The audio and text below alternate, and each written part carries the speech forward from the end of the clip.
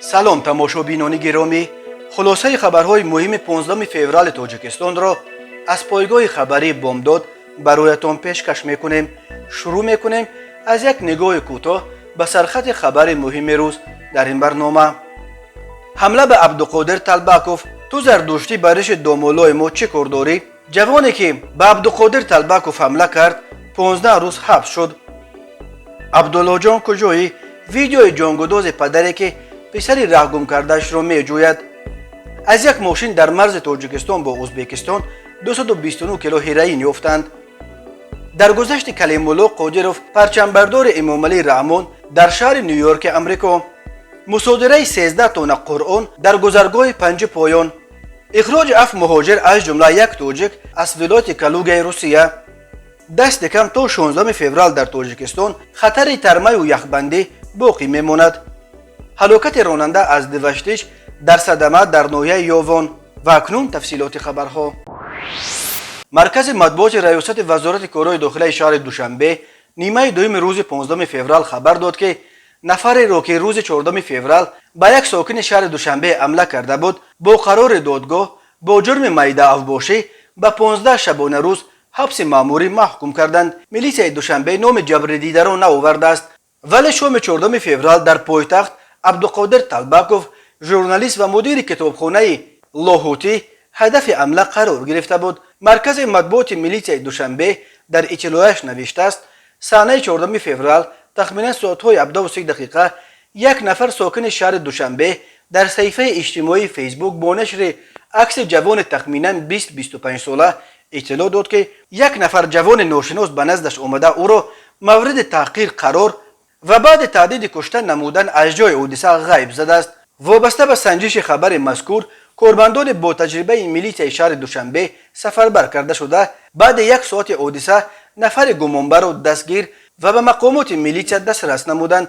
дар натиҷа муайян карда шуд ки нафари дастгиргардида шаҳрванд Исмоилов Туғиён, соли таваллудаш 1997, зода ва истиқоматкунандаи ноҳияи Фархор, ҷамоати деҳоти Ғайрат, деҳаи Деҳқонобод буда, муваққатан дар ҳудуди ноҳияи Синои шаҳри Душанбе истиқомат дорад. бо дар назардошти ҳолати мазкур нисбати дастгиршуда Исмоилов Туғиён тибқи талаботи моддаи 460 кодекси ҳуқуқвайронкунии маъмурии ҷумҳурии Тоҷикистон парвандаи маъмурӣ тартиб дода шуда, нисбаташ бо қарори суд ҳабси маъмурӣ ба муддати 15 шабона рӯз таъин карда шуд. айни ҳол санҷиши ҷиҳати муайян намудани доираву алоқа ва даст доштани дастгиршуда Исмоилов Туғиён ба дигар ҷиноятҳо идома дорад.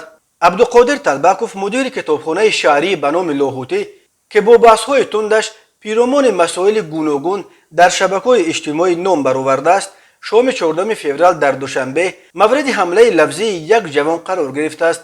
Абдуқодир Талбаков ба пойгоҳи хабари бомдод гуфт, дар назди фурӯшгоҳи Марва дар маҳаллаи Зарафшони шаҳри Душанбе як ҷавон ба вай ҳамла оварда таҳдиди куштан кардааст. ту зардуштии ҳаром ба риши домолоҳои мо чӣ кор дорӣ?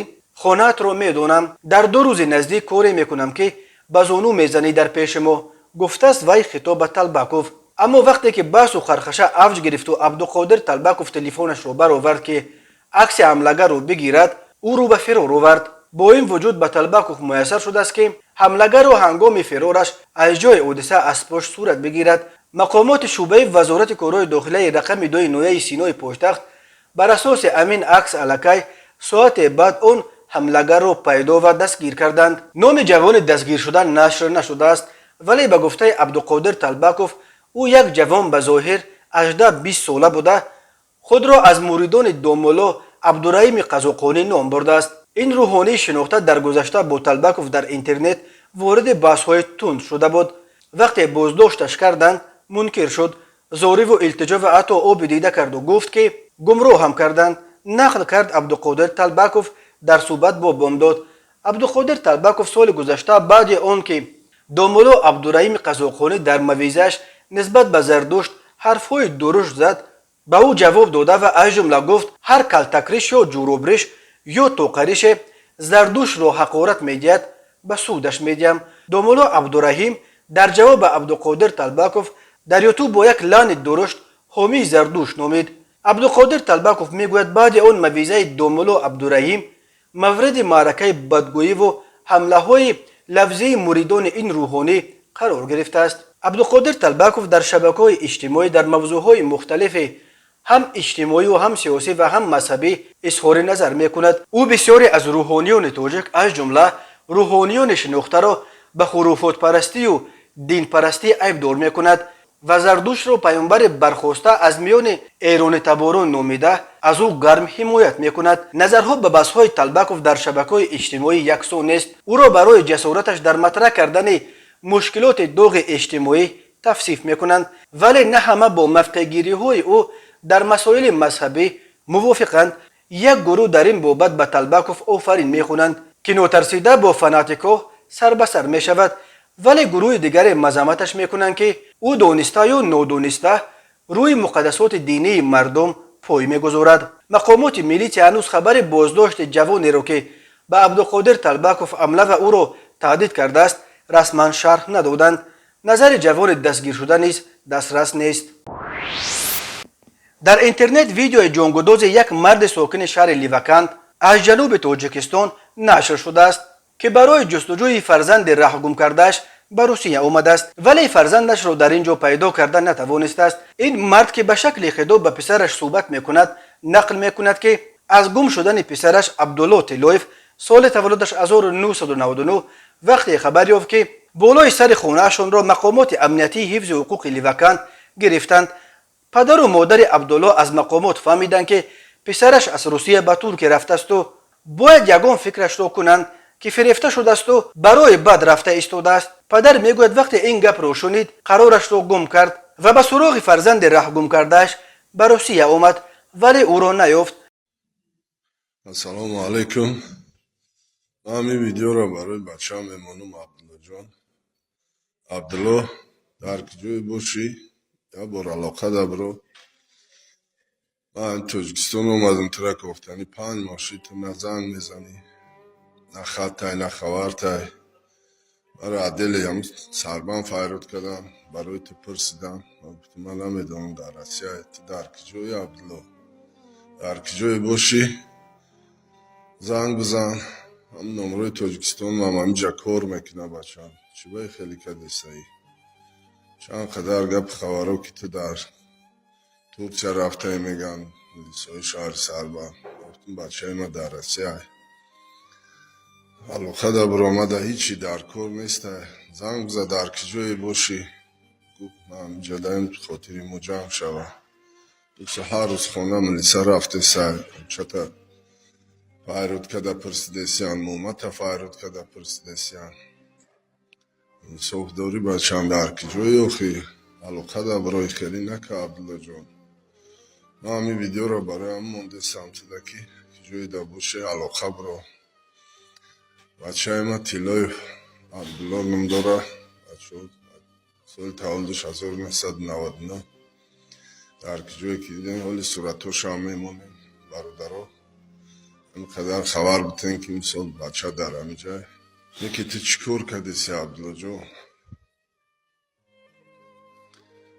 ای خدا بترس فکری ما را هم بکه یا هفته ما را عدل سربان فایرود کدم پرسپوز کدم گفتیم که در علاقه نیست ما اینا نافهمدیم در هم زیبستان خیلی آدم مصفید در همینجا عذاب کشیده همی پیتر دایم جاکه اکبر دامدم جایی دا که تو بودی یکی تو نیستی تو با گپی کی رفتی بچه هم که جو رفتی آخه یا بر علاقه که تاجیکستان اومدم ترک گفتنی 5 ماشی تو نه زنگ میزنی نه خطای نه خبرتای برای عدل هم سربان فایرود. میگوید این پدر با صدای اشک‌آلود خطاب به پسرش کجا شدن عبدالله تلویف معلوم نیست. مقامات تاجیکستان قبلا گفته بودند که در سالهای آخر بیش از 2000 نفر از زادگان تاجیکستان برخی حتی خونخیز به عراق و سوریه رفته به صف سازمان‌های تندرو تروریستی اساساً به صف داعش پیوستند. به حساب مقامات تاجیکستان بیش از 80% این افراد در زمان در مهاجرت کاری در روسیه قرار داشتنشان به دام فریب مبلغان عقیده‌های به نام جهادی افتاده فریفته شدند. جامعه شناسان و حامیان حقوق میگویند شرایط پر از محرومیت و بی‌حقوقی مهاجران در روسیه این قشر را به یک تومه اساسی به مبلغان سازمان‌های تروریستی تبدیل می‌دهد و آنها به طورهای نازک مغز مهاجران ناخون زده آنها را به صف گروه‌های تندرو جلب و برای سفر به نقطه‌های داغ جهان مایل می‌کنند. کمیته دولتی گمرک ازبکستان خبر داد که کارمندانش در باجخانه اویبک در مرز ولایت تاشکند با ولایت سغد تاجیکستان از یک پنهانگاه در داخل یک ماشین بارکش که از تاجیکستان توسط ازبکستان به روسیه سفر داشت 232 بسته وزن عمومیشان 229 کیلو را پیدا کردند. تشخیص نشان داد که در هر یک بسته 719 گرم مواد مخدر نوع هیروئین را جایگیر کرده بودند. نرخ این مقدار هیروئین در بازار سیاه اروپا از 12 تا 14 میلیون دلار برآورد می شود. در رابطه با این حادثه پرونده جنایتی آغاز کردند و تفتیش ادامه دارد. کمیته دولتی باجخانه یا گمرک ازبکستان ماه نوامبر سال 2021 خبر داده بود که کارمندان همین باجخانه اویبک در مرز ولایت تاشکند ازبکستان با ولایت سغد تاجیکستان از کوشش قاچاق مقدار بزرگ مواد مخدر پیشگیری کردند. از یک پنهانگاه در داخل یک ماشین بارکشی که از تاجیکستان به روسیه قریب 21 تن انگور می برد در عموم 156 کیلو مواد مخدر افغانی از جمله نزدیک 150 کیلو حشیش، قریب 4.5 کیلو افیون و بیش از 1.5 هیروئین یافت و مصادره کردند. تاجیکستان که با افغانستان منبع اساسی تولید هیروئین و افیون و حشیش دنیا 1425 کیلومتر مرز مشترک دارد، در سالهای آخر به یک مسیر عمده قاچاق مواد مخدر افغانی تبدیل یافته است. یک قسم اعظم این مواد مخدر از جانب قاچاقبران با استفاده از قلمرو ازبکستان به بازارهای سیاه شمال سیاره اساساً به روسیه و قزاقستان انتقال داده می شود. قلب کلیم‌الله قادروف خادم دولتی و جمعیتی اشتراکچی اجلاسی 16 شورای عالی تاجیکستان روز 15 فوریه در شهر نیویورک ایالات متحده آمریکا از تپیدن باز ماند. در این باره در فیسبوک جیان مرحوم ژورنالیست شروان عمرالدین خبر داد. کلیم‌الله قادروف 83 سال داشت. او بعد از برآمدن به نفقه همراه فرزندان و نبیرگانش در نیویورک دوران پیری میراند. کلیم‌الله قادروف نفری است که سال 1992 هنگام قسم یاد کردن امام علی رحمان در قصر ارباب پرچم تاجیکستان را برداشته بود. کلیم‌الله قادروف 20 سپتامبر سال 1939 در دهه غویتن شهر پنجکند در عائله دهقان به دنیا آمده است. سال 1962 رشته تاریخ و فیلولوژی دانشکده آموزگاری تاجیکستان در شهر دوشنبه را ختم کرده است. او سالهای 1962 1982 باعث محرر شعبه سیاسی نشریات دولتی تاجیکستان، اینستروکتور کمیته مرکزی تاجیکستان، اینستروکتور کمیته حزب نویه اکتبر شهر دوشنبه، سردار اینسپکسیون دولتی وزارت مدنیت تاجیکستان، معاون رئیس جمعیتی محافظت یادگاری‌های تاریخی و فرهنگی تاجیکستان کار کرده. سالهای 1982 1985 کاتب دوم سفارت اتحاد شوروی در افغانستان بود. کلیم‌الله قادروف از سال 1985 تا 2002 در پارلمان تاجیکستان باعث اینستروکتور کلان شعبه تشکیلی ریاست شورای عالی و سرمتخصص شعبه تشکیل مجلس نمایندگان مجلس عالی جمهوری تاجیکستان فعالیت کرده است.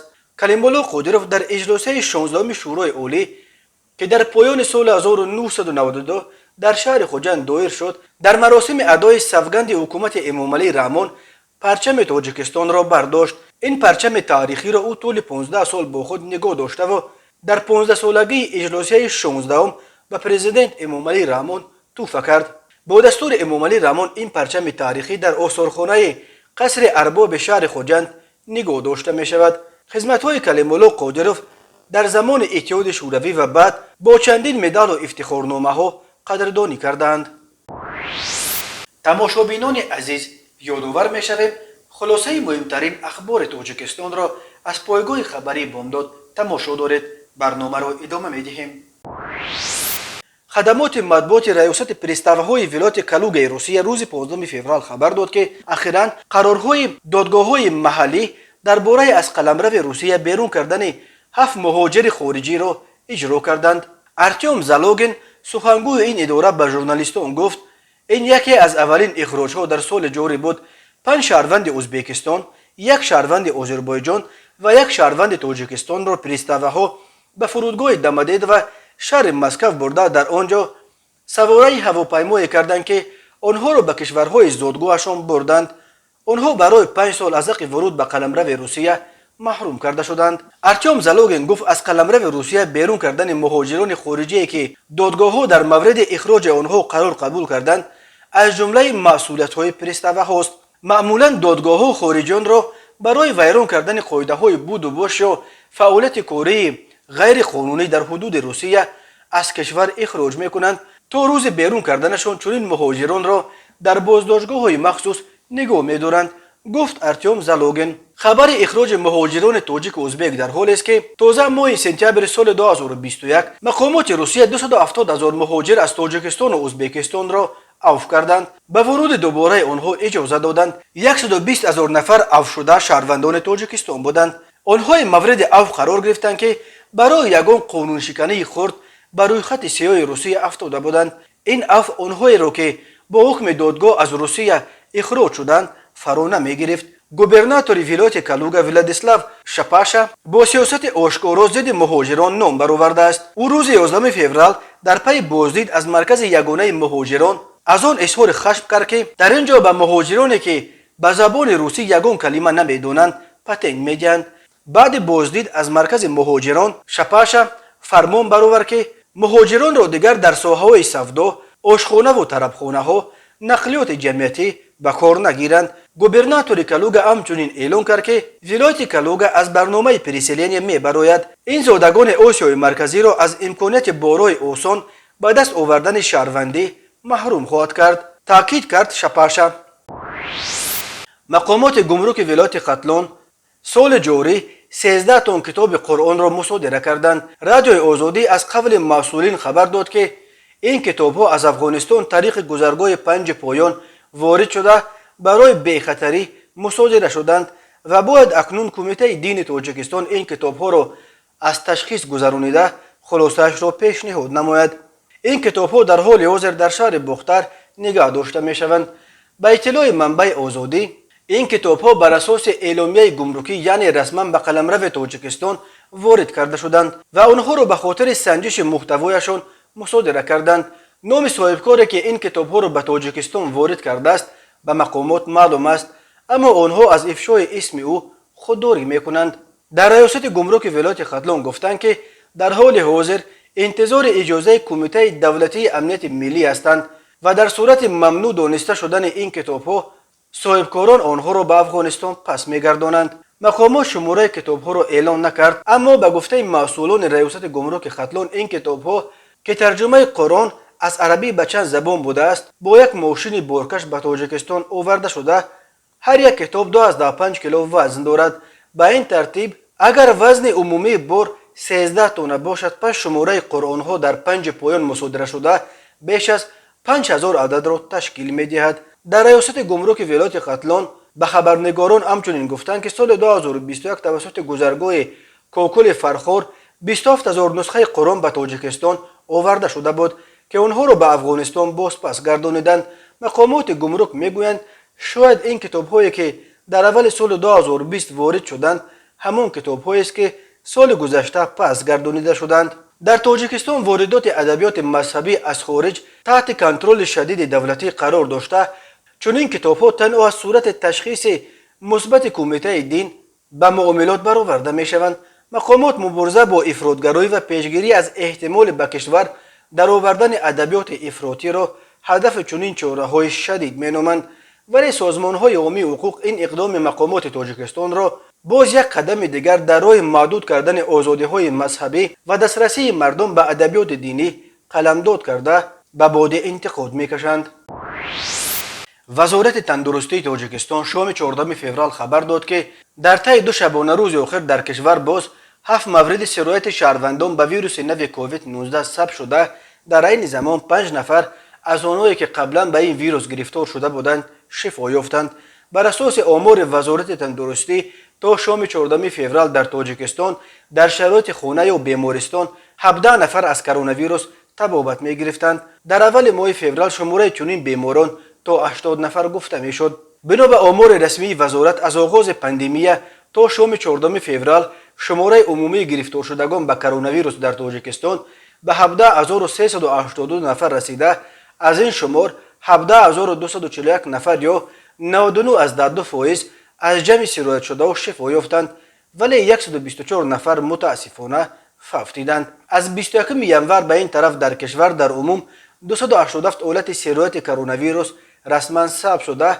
خوشبختانه یگان حالت مرگ از این ویروس به قید گرفته نشده است، ولی منتقدان میگویند شماره واقعی قربانیان کرونا ویروس نظر به ارقام رسمی خیلی بیشتر است. هنوز سال 2020 در شبکه‌های اجتماعی روی خط بیش از 400 شهروند تاجیکستان نشر شده بود که گفته میشد به علت کرونا ویروس وفات کردند. همین طور ده‌ها تن از زادگان تاجیکستان در کشورهای دیگر اساساً در روسیه قربانی کرونا ویروس شدند. کمیته ایالت‌های فوق‌العاده تاجیکستان با تکیه به معلومات اگنتی هواشناسی کشور هشدار داد که تا 16 فوریه سال 2022 خطر لغزش ترمه باقی میماند. در اطلاع کمیته ایالت‌های فوق‌العاده گفته می شود که در نتیجه ریزش برف در ناحیه‌های کوهی توبه جمهوری، نواحی غرب ولایت مختار کوهستان بدخشان و راه‌های ماشینگرد کوهی دوشنبه چنوق، دوشنبه لخش، دوشنبه رشت، رشت سنگوار، شمس‌الدین شاهین درواز، ونج روشن خوروغ، خوروغ اشکوشم مرغوب، مرغوب جولوندی خوف لغزش ترمه، ریزش سنگ و یخبندی وجود خواهد داشت. برای تأمین بیخطری ماشین‌ها و رانندگان و مسافران در راه‌های ماشینگرد، نجات دهندگان واحدهای نجات کمیته ایالت‌های فوق‌العاده شبانه روزی نوبرداری می‌کنند. کمیته ایالت‌های فوق‌العاده یک روز قبل خبر داده بود که در چند موضع روی خوروغ اشکوشم ترمه فرآمده سبب موقتا بسته شدن راه شده است. بنا به آخرین اطلاع این نهاد روز 14 فوریه در چند قطعه راه‌های خوروغ اشکوشم و روشن برتنگ باز 5 ترمه دیگر فرآمده است. راه‌ها را با کمک تکنیک‌های وزارت نقلیات تازه کردند. خوشبختانه درباره کدام آسیب در نتیجه این آفت‌های طبیعی گزارش نشده است. کمیته ایالت‌های فوق‌العاده توصیه می‌دهد که رانندگان قبل از سفر با راه‌های کوهی اولتر از همه باید معلومات لازم درباره خط سفر خود را به دست آورند. اگر برف و باران و خطر ترمه در این معلوماتنامه‌ها پیش بینی شود، پس اصلا خودداری از سفر به منفیت است. ماشینا را پیش از سفر سنجید، چرخ‌های تابستانه را به زمستانه عوض کنید. برای احتیاط ارغمچین، بیل، ریگ و شغل، غذای گرم و ذخیره کافی آب و بنزین با خود داشته باشید. به خاطر تامین امنیت خود و همسفرانتان هرگز سرعت حرکت را بالا نبرید. آهسته روید و دور روید. فراموش نکنید که شما را همیشه فرزندان و پیوندانتان انتظارند. رعایت فاصله بین ماشین‌ها یکی دیگر از تدبیرهای تامین امنیت شما و روندگان این راه است. آن را حتما رعایت نمایید. و حالا یک مرور کوتاه به اخبار کریمینالی و حادثه‌های ناخوش روز. مرکز مطبوعات وزارت کارهای داخلی تاجیکستان خبر داد که صبح 14 فوریه سال 2022 تخمینا ساعت 6:50 راننده اتومبیل تمغه دولان شاکمن ایوبوف دلشاد، سال تولدش 1980، ساکن نویه دوشتیج، هنگام حرکت از سمت شهر وحدت به سمت نویه یاوان از عهده اداره واسطه نقلیات نبرآمده است. در نتیجه ماشین بارکش چپ شده است.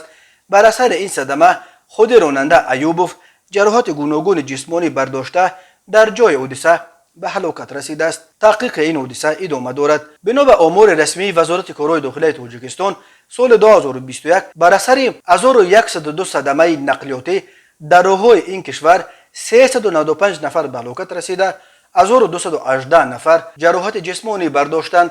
سرعت بلند حرکت و رعایت نکردن قاعده‌های حرکت در راه یکی از علت‌های عمده صدمه‌ها از جمله صدمه‌های مرگ‌آور در راه‌های تاجیکستان نام برده می‌شود. در وقت‌های آخر استفاده تلفن‌های موبیلی و دیگر وسایل الکترونی هنگام راندن ماشین به یک عامل دیگر صدمه‌زا تبدیل یافته است.